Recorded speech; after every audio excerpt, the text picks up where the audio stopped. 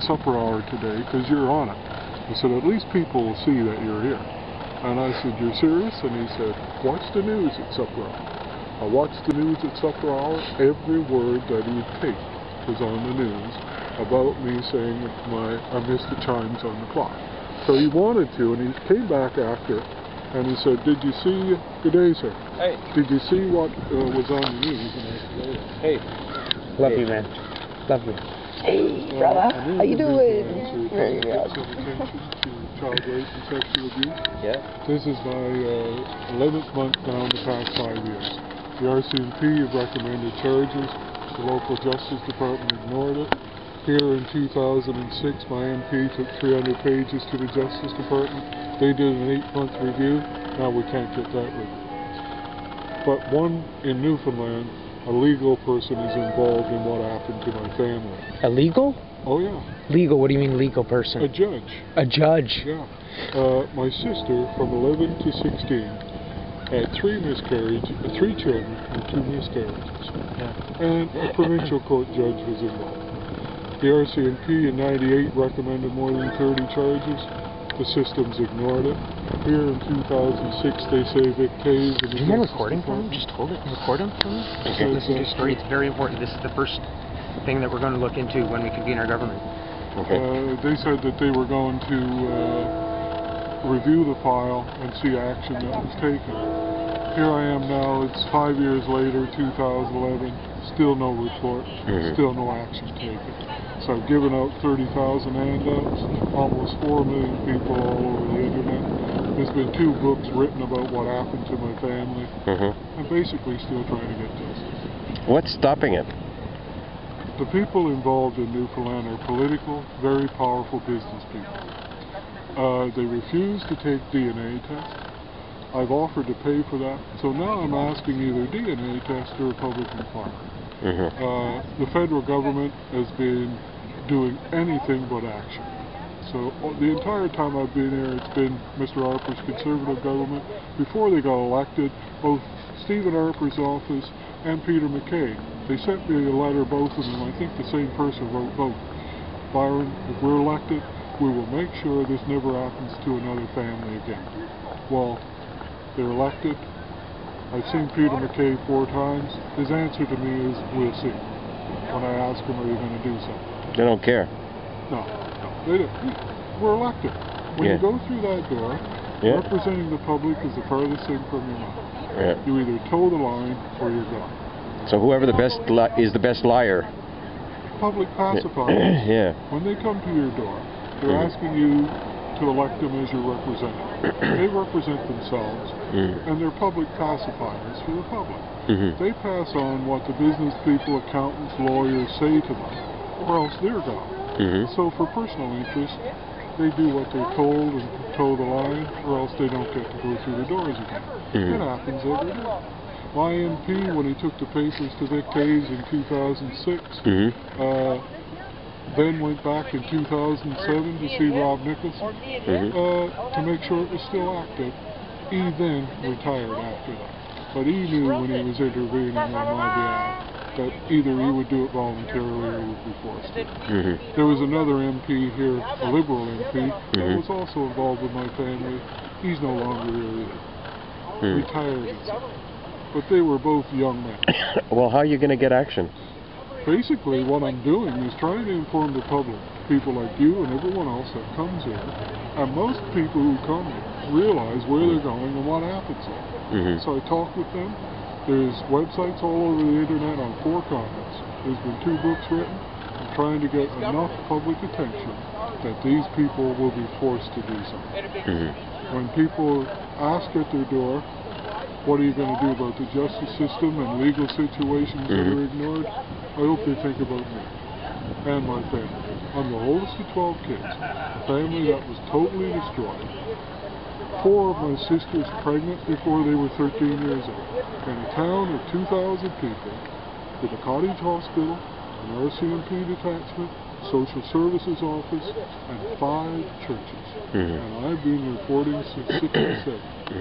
And no one has done a thing about it. A child from 11 to 16, 3 children and 2 miscarriages, all from the participation of a justice minister, who in turn from 66 to 79 was justice minister, and then from 79 till 2000, Chief Justice of our Supreme Court. I've been reporting the crime and my family to the criminal who did it. I didn't know as a child, when you report to the RCMP and they work in your province, they're responsible to the Provincial Justice Department. I didn't know that. I thought they were our federal police. They were responsible to the federal government, but not the case. It's putting them in a situation where they get the bad name for inaction. And basically, our lawmakers... Want to hold the camera? I'll be talking with him. Yeah, just hold the camera, okay? I'll be talking with him, okay? Our lawmakers that we elect to represent us, who actually represent themselves, do nothing to intervene or do nothing to make sure that the public are protected. They also let the reputation of the RCMP get to a point where the public are lost citizens. When in fact, these people can't enforce the laws that are already in place because they're interfered. So I just get really... Have you tried email campaigns?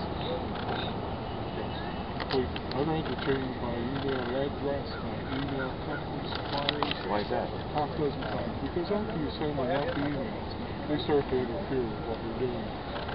My YouTube was canceled. My website was canceled. I had to come from Newfoundland to Ottawa to get a lawyer. I had to get a lawyer here who could practice in other provinces. So I had to get a lawyer who not only represents me now, but he's the United Nations representative for all of Canada. So this particular lawyer is very high profile, and I have his cards, and he's apparently trying to help me out. Why did they cancel your YouTube account? Because they say I was, the YouTube people said that it was slanderous and there was no court proceedings to prove what I was saying. When in fact, what I was trying to do was pass the information on so we could get court proceedings. So they'd actually superseded what I was trying to do.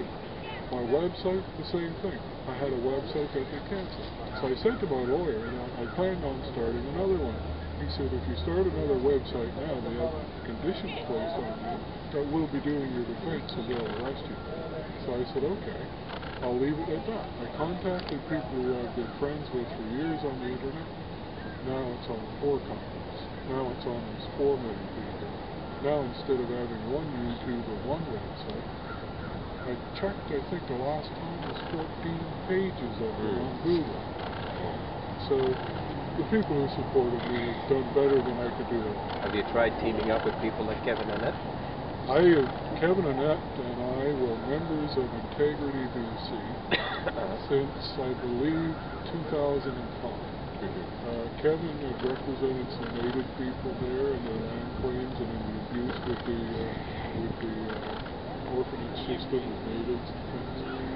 They did terrible things to Kevin. Put him in jail. He lost everything he had, including his license to practice law. And I believe now I've called and talked with him on the show, I believe on Tuesday.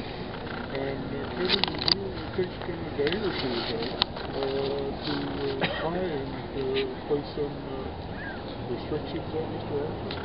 Understood. I didn't get to see him when he was here. I wish I did. I noticed he was there getting photos taken, that they were busy, and I was as well. There's a lot of families out there that have children. What advice would you have for them as prevention? Actually, a lot of our families now, the problems start at home. Families are too busy to take care of their own kids and depend on other people to do it. In order to protect your kids, you have to do it yourself. You can't depend on anyone else to do it. If you don't make them aware of exactly what's going on within the system, and if they do make reports about what has happened to them, to take a witness with them. I've been told by the RCMP, even as a child, it's too bad you didn't bring a witness to what you were saying to us. What a thing to say. A child gets enough courage to go and make a report, and then the people who are supposed to protect them are the people who say, well, I'm sorry, we don't recollect that, or we don't have a record of it, you should have brought a witness. So if you can at all, get a witness. If anyone approaches you as a child, make sure you let everyone you know around you walk. And stay away from anyone you don't like. You have to. And if anyone touches you inappropriately, right away let someone know. And if anyone's abused, it's not for today or tomorrow, it's for you don't get an abused child that goes never. I don't know what else to say to kids. Just be very careful. Not necessarily people in authority are good people, so you just can't take for granted that you can help. Our society now, no morals, no conscience, and the people who do this to kids, they sleep well. Instead of, well, I'm looking into ways to have more effective attention of the ear of our government. And one of the ways is that instead of protesting alone, you come in a group, you don't protest, but you have a discussion about that topic. And if you're, without soliciting other people's, to come just your passion for the subject and the facts themselves and the atrocity of whatever injustice is being committed, could make your circle grow. Because it's not illegal to express your opinion, and it's not illegal to gather in public places. It's nice when you do have support at live events like what you're doing.